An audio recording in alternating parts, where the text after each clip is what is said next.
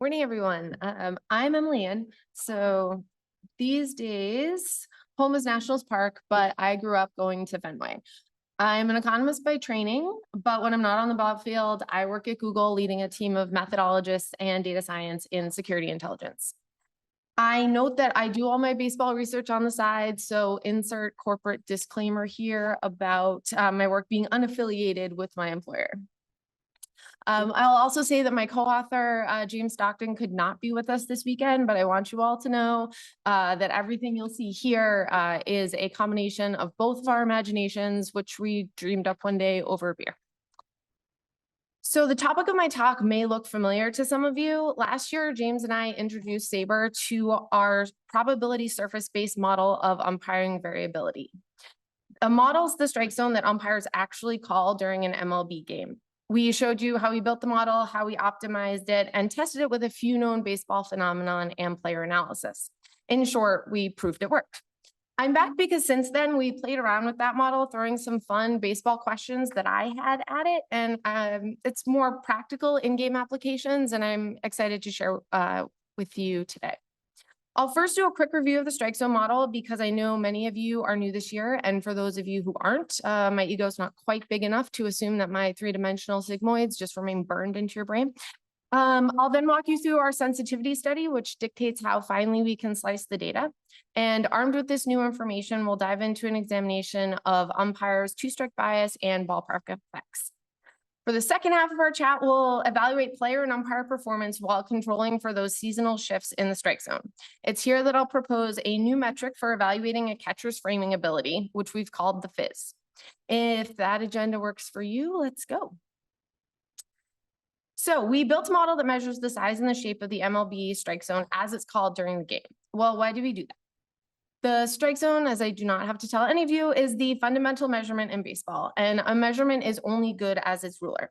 Umpires are essentially the ruler by which we measure balls and strikes. Umpires are human, at least for now, which means that measures of balls and strikes involves judgment. And in any repeated event involving judgment, we expect noise in the evaluation. So essentially, how good is the ruler? To find out, we collected 5.3 million pitches called balls and strikes by an umpire for the 15 seasons between 2008 and 2022 across all 30 teams.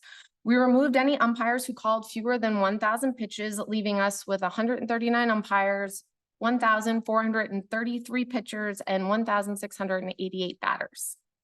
The location distribution of the pitches looks like this on a two-dimensional axis. You see in this plot strikes in yellow and balls in blue. The red box represents the official MLB strike zone, and the green area represents the overlap of balls and strikes, aka our noisy judgments. To account for the Dustin Pedroia factor, or the Jose Altuve factor, whichever you want to call it, we normalize the vertical position of each pitch by player height. We took these 5.3 million pitches and plotted its location on a 1 centimeter square grid. We use the error terms to let all of the pitches essentially vote on whether a new pitch in that grid square would be a ball or a strike, and thus computing our probabilities. We then plotted each pitch and its probability of being a strike on a three-dimensional grid. When you do it for 5.3 million pitches, it looks like this. We have the horizontal pitch position on the x-axis, vertical pitch position on the z-axis, and the pitch's strike probability on the y-axis labeled P. Yellow is higher strike probability, purple is lower strike probability. This shape makes intuitive baseball sense because if we're moving from the outside edges of the plate towards the middle, the strike probability gets higher, or in this case, yellower. Same as we move from the bottom of the strike zone to the top, the strike probability is highest in the middle again, yet yellow. This is the shape of our data, and luckily for us, it looks familiar. It's a sigmoid, or more precisely, 4 sigmoids. A sigmoid is a mathematical function that is bounded on both ends at a specific value. In our case, the shape runs from a probability value of 0 to 1. As we move from just a bit outside towards the outside edges of the plate and then towards the middle, the probability of a strike goes from 0 to 100%. We essentially have 4 sigmoids, one coming in from the left, one coming from the right, one coming up from the bottom of the strike zone, and one coming down from the top. Where they all meet in the middle of the strike zone is essentially at 100%, a nearly assured strike call. This is the equation of a sigmoid. For each of the 4 dimensions, we fit our pitch data to this equation and graph the result. When we combine all 4 sigmoids, the shape looks like this.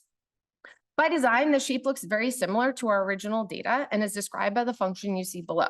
We can now use the surface and its equation for our strike zone. So the math works out, but so what? When we look down at our surface from the top, we see the best fit strike zone, which you have here outlined in this white dotted box. The box is the 50-50 contour line where a pitch has equal chance of being a ball or a strike. It's just shy of 58 centimeters wide and 56 centimeters tall. Center is shifted 1.6 centimeters off of the plate to the left. This is the strike zone for the entire data set, all umpires, all games, all seasons.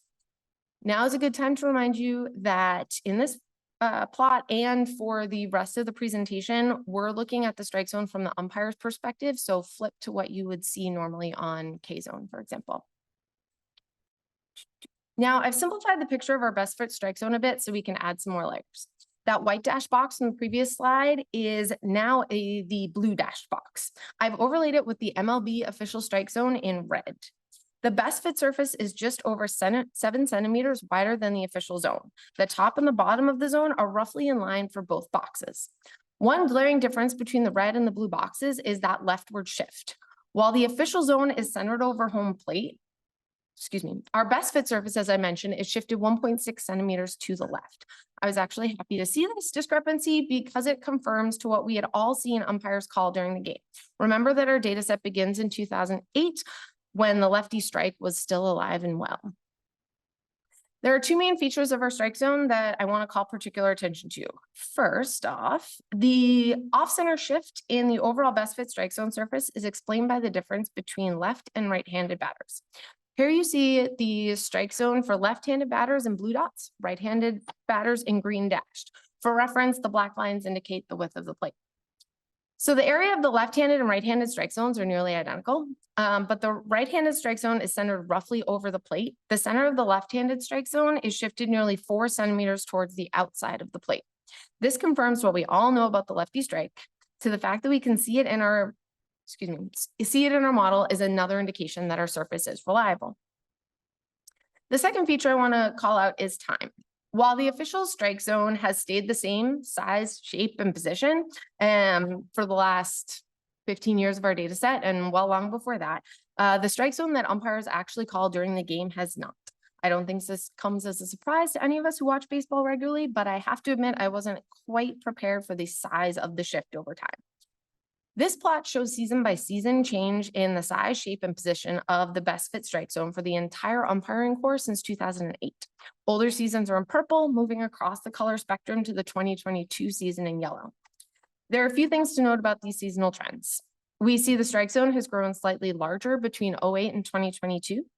In 2008, the strike zone was wider than it was tall. That ratio has decreased steadily, flipping by the time we get to the 2018 season, passing through a relatively square strike zone in 16-17. Now it's taller than it is wide. That's because between 2008 and 2022, the strike zone's width narrowed nearly 14% from 63 centimeters to 54 centimeters. The majority of that change occurred because the left side of the strike zone moved towards the middle of the plate by about 7 centimeters. The lefty strike largely disappears starting with the 2017 season. The upper limit of the strike zone has remained relatively consistent across the umpire core since 2008, rising by about 2% during that period. The bottom of the strike zone, however, dropped by more than 16% between 2008 and 2022. In short, umpires are increasingly calling the low strike. Just ask Aaron Judge. So far, I've told you about the umpire core as a whole, but umpires are not clones. They assess the strike zone individually. I think we all know that. To evaluate umpire performance, we calculate the overlap between an individual umpire zone and the official zone.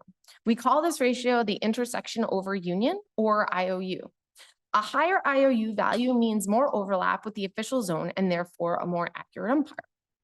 This is the IOU ratio for 139 umpires color-coded by season. Like in the previous time series graph, earlier seasons are purple and newer seasons are in yellow. As we move from left to right, the IOU ratio gets higher, i.e. more accurate. We see a distinct pattern here. Umpires are getting more accurate. This is great news. I think a lot of the improvement can be attributed to the fact that with the advent of pitch tracking, umpires like players have more information about their on-field performance. They can train better and get near real-time feedback on their pitch calls. As they've learned to use all the available data to train, we should see more accurate calls. Now, you may be asking, are the old umpires getting better at their job, or are the new guys coming in just better than the old ones? I'm so glad you asked, because this is one of the prettiest plots I've ever made, and I'm excited to show you. This plot shows the same information in the previous plot, but adds the dimension of tenure on the y-axis. Each dot is an umpire's individual season, color-coded by its IOU value. Lower values are in purple, higher values in yellow, representing greater accuracy. On the x-axis, we have the season. What we see here is that umpires who started at the same time moved together as cohorts, changing the size, shape, and position of the strike zone generally around the same time. The black dots, these lower IOU values, are all apparent at all tenures in the early seasons, and then they trend to higher IOU as we move towards successive seasons. This indicates the individual umpires are changing their strike zone over time. New additions to the umpire corps are generally adapting to the existing zone rather than driving the changes.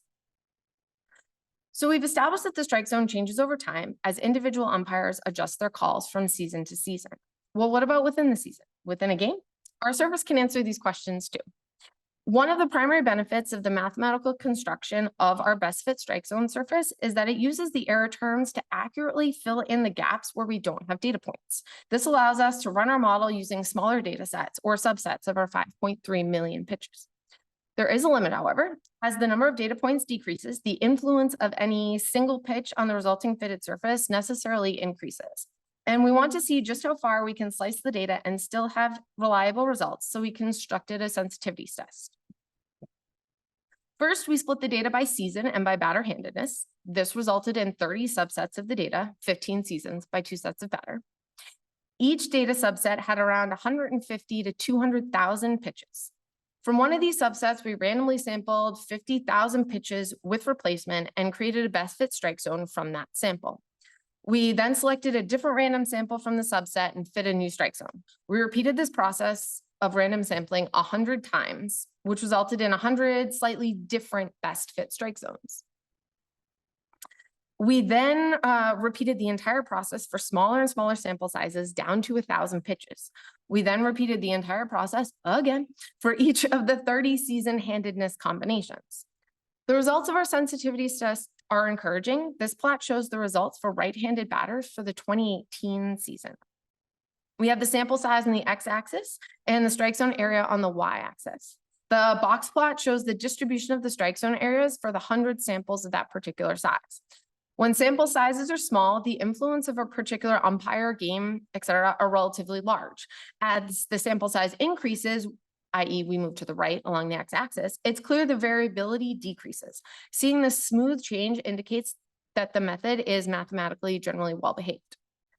We now have a benchmark for assessing the robustness of conclusions at smaller sample sizes. So let's throw some baseball questions at our model, finally, right? So we all know that umpires have a two-strike bias, right? And there's a tendency to tighten the zone for calling strike three.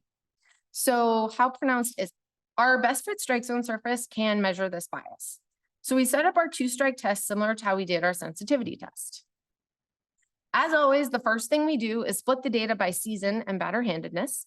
Within each of the resulting 30 groups, we counted the number of called pitches on a two-strike count to determine the sample size. So this was around 30 to 40,000 pitches, depending on the group. We then made bits for 1,000 random samples of that sample size from the entire data set, all pitches, all counts. The blue histogram here shows the distribution of the areas of these best fit strike zones for the 2008 season for right-handed batters. The areas of the best fit strike zones are centered around 3,030 square centimeters with a standard deviation of around 20 square centimeters.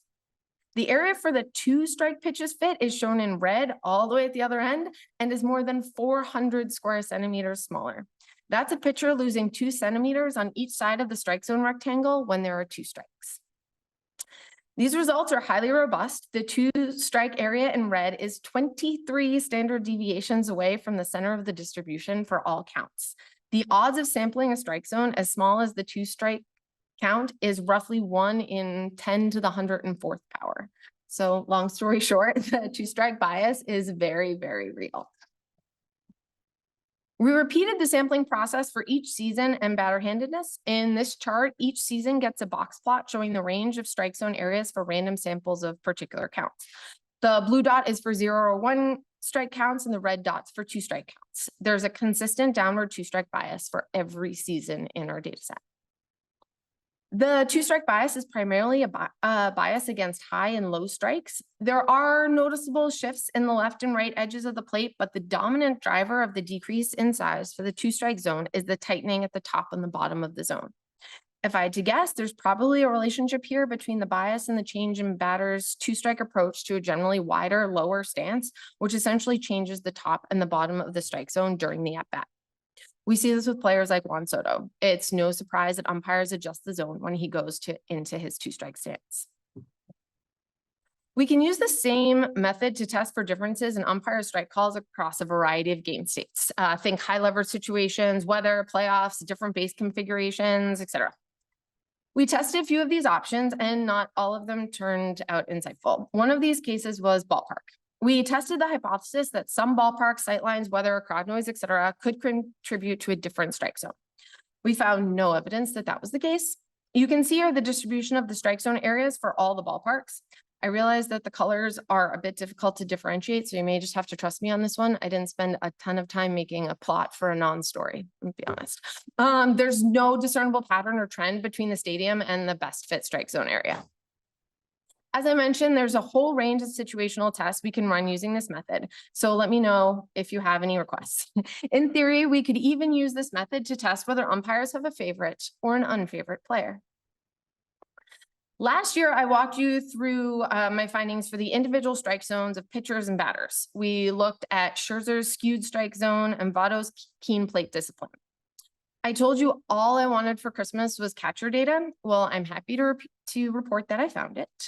And while catchers do get regular off days and some pitchers have personal catchers, they're steadfast behind the plate for 9 innings for most of the season, no matter who's on the mound or who's in the batter's box. This presents an optimal data set. Catchers have the potential to affect the umpire's call of a ball or a strike via their framing ability. All else equal, we would expect catchers who are good framers to create a larger strike zone for their pitchers. Existing pitch framing metrics focus on the number of called strikes in the so-called shadow zone, an area with the width of a baseball around the perimeter of the official zone. As we've learned, however, the official zone is not what's called during the game, and umpires habitually call strikes in the shadow zone. This means that using the traditional pitch framing methodology over-attributes some of these additional strikes to a catcher's pitch framing ability when they're actually strikes just because of the umpire's own bias zone. Now, with our surface, we can measure the area of an umpire's strike zone when an individual catcher is behind the plate and compare that to the umpire's usual strike zone. And catchers who are good at pitch framing will have a larger area for their strike zone probability surface relative to the umpire's usual strike zone area. We call the difference between the area of the umpire's average strike zone and the strike zone for a particular catcher, the catcher's framing induced strike zone, or the FIZ. FIZ is an improved measure of catcher's framing ability because it's more direct measure of the influence of catchers on umpires' calls. Now, this histogram shows the distribution of the FIZ value for each of our catcher seasons split by left and right-handed batters. The x-axis represents the difference between the area of the best fit strike zone when that particular catcher is behind the plate versus the umpire's traditional strike zone. You see that the majority of catchers are clustered around 0, meaning they have minimal effect on called strikes.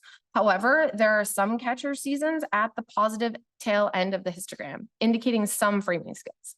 So who is that guy? It's Jose Molina. Across all 7 of his seasons in the data set, Jose Molina has the largest FIZ value compared to other catchers with 3+ seasons of catching. This holds true for both right and left-handed batters. He catches a strike zone area of approximately 3,400 square centimeters, more than 300 square centimeters larger than the average strike zone for that season. In this plot, the blue solid box representing Jose Molina's 2012 strike zone is larger than the box representing the overall 2012 strike zone for right-handed batters.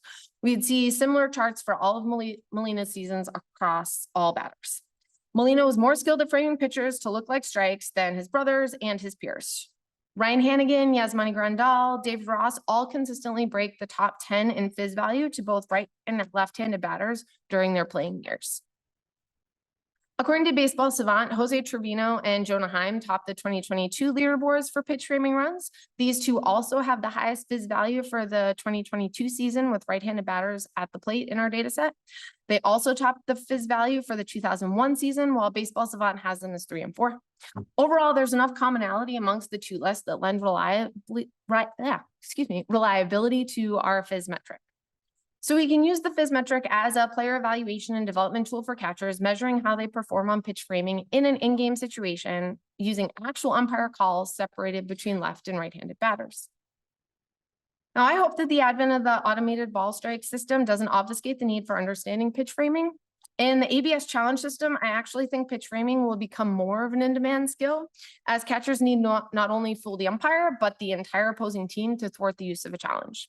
In the case of the full ABS system, i.e. the robot umpire, catcher's framing ability will be less valuable because the ball strike decision will be made by a machine before the ball even reaches the pitcher's glove. Now, I've always been against the robot umpire, just never felt right, which I know sounds strange coming from a data scientist. We're supposed to like things that are black and white and not noisy judgments. But my deep dive research into the strike zone has mathematically confirmed what my little baseball heart has known all along. The full ABS system would change the game at its most fundamental level, the call of a ball on strike. Perhaps I could find a compromise where they program the robot with my best fit strike zone surface. I know they'd never do it, but you know, I can wish, right? I'm sure would ease us into it a bit. But now I will get off my soapbox and conclude. So what's next? I think the next thing we need to do is translate our fizz measurement into something more user-friendly, like strikes gained or runs saved. We also intentionally did not add 2023 to our data set yet because of all the rule changes, and we want to establish the baseline first before having to evaluate the differences with the rule changes, if any. As I mentioned earlier, there's so many different ways we can slice the data to test for differences between comparable data populations.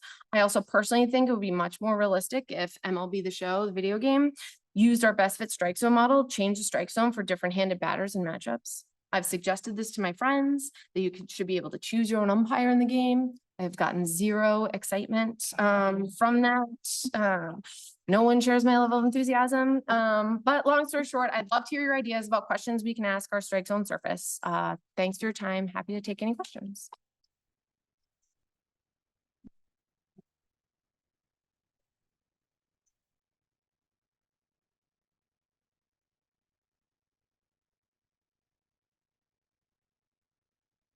Row to start.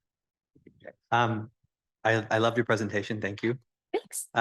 Just curious about when you're building out for specific catchers. Yep. Like for the overall surface, it was like 10,000 pitches, I think, for you to build out.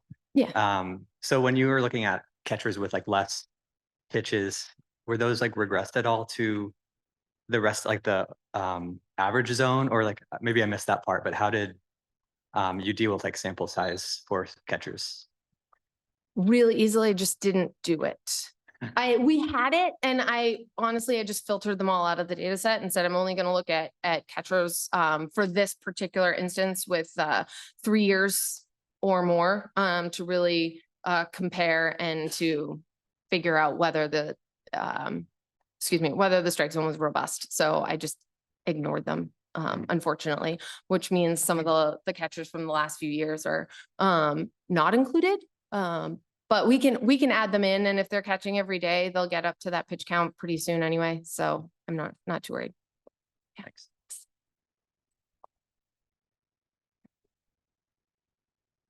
Yes, Keith Law in his book Inside Baseball talked about robo-umps and the fact that regular umps do an impact aversion. That is, if it's a 3-0 count,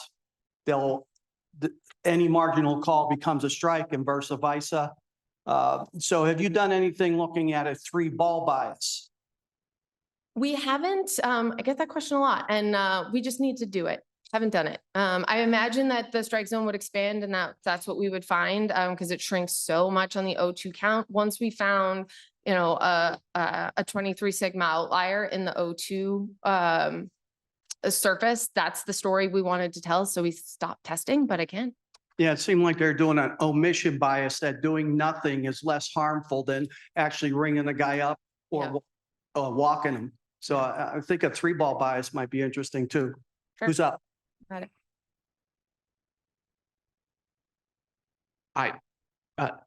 Would you be able to, just like you pulled out catchers for outliers, would you be able to pull out umpires as outliers in this for their strike zones? The Angel Hernandez question. Yes. Okay. Yes. I will tell you that. So his entire strike zone surface for 2008 to 2022 falls in sort of the 83 percentile in that histogram. Where is he? Gosh. Yeah, if you would believe it, he falls right in the middle. At about, a value of 0.83. I started to do a deep dive into Angel Hernandez and then trying to figure out why he does what he does, and why it's not showing up in the data. And then I realized that I was spending too much time on this and there were better baseball questions to answer. But my guess is, just from watching him, that he is so erratic that he eventually regresses to the mean because he's erratic on all sides of the plate. And that is my best guess for why it's not showing up in the data, because it also doesn't show up when you break it down by season either. Because I was like, well, maybe he was fine in the beginning and he's just getting worse, or now we just know that he's worse because we have replay, that kind of thing. So there's some more deep dive I can do into that question. But yes, we can pull out outliers. You see some of these guys, mostly from the early seasons, really in that like less than 70%. Not good. Any other questions? There's some down here. I've got a torn rotator cuff and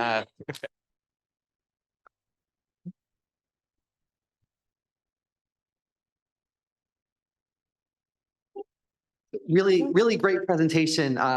Quick question. You talked about new umpires coming into the league, not necessarily pushing the league forward, right? I thought that was a really interesting result. Do you think, though, that given that the new umpires are coming into the league at wherever the current strike zone is, or they're conforming to the strike zone, does that put downward pressure on older umpires to get better? So that result that you're seeing, that older umpires are improving over time, do you think that mechanism might be that they're being forced to from the newer umpire, or at least it's adding upward pressure? Maybe I'd have to understand better how umpires get trained and selected and all of that, which is, I don't know if anyone here knows that better than I do. Feel free to jump in and answer. I imagine there's some of that, but I also can't imagine that these guys who have been umping in the league for 20+ years are paying a whole lot of attention to what's happening down in the minor leagues, right? With their new colleagues. Just having worked in a general workplace, I don't think that happens, but I don't know. Excellent job. Thank you. Could you go back to the slide that you had of the evolving strike zone so I could digest that a little more, and maybe you could go into it a little more? That's it.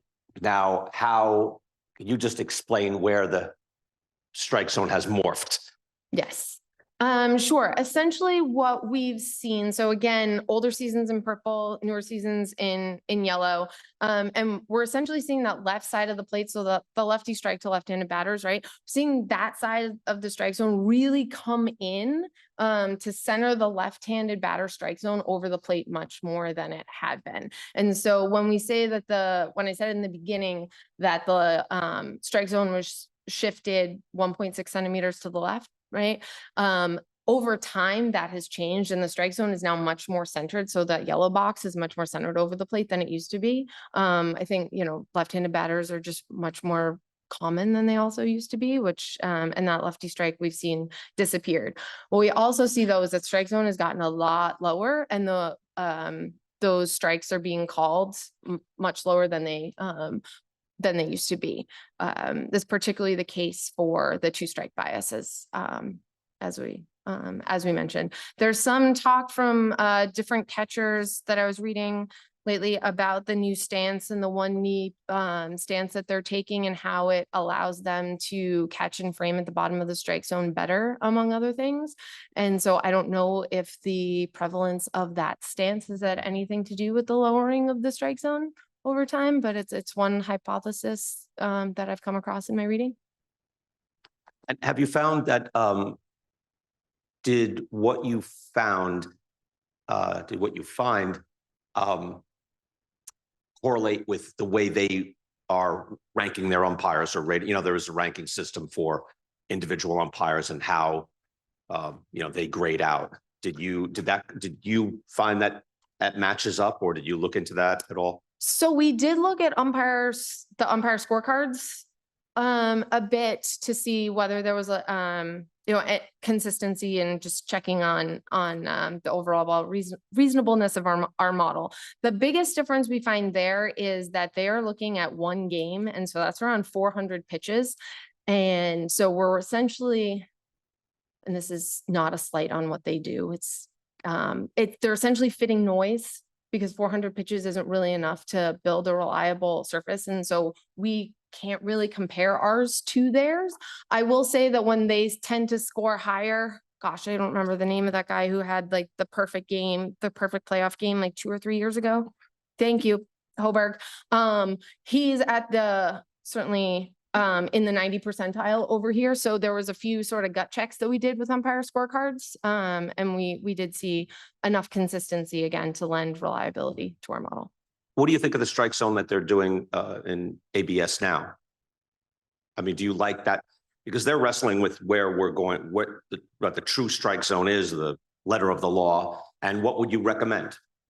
I would recommend something like this.